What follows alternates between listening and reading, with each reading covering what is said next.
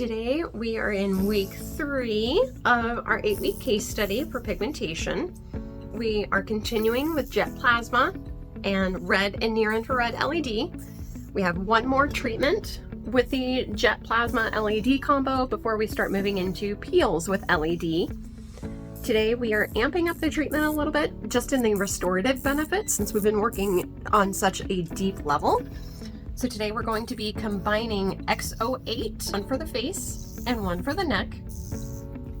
And she will be wearing that during her LED treatment. These masks contain a placental stem cell. This ingredient is known for its abilities to reduce the concentration of free radicals and inflammatory cytokines. Most of the time, cytokines are often responsible for skin damage and pigmentation.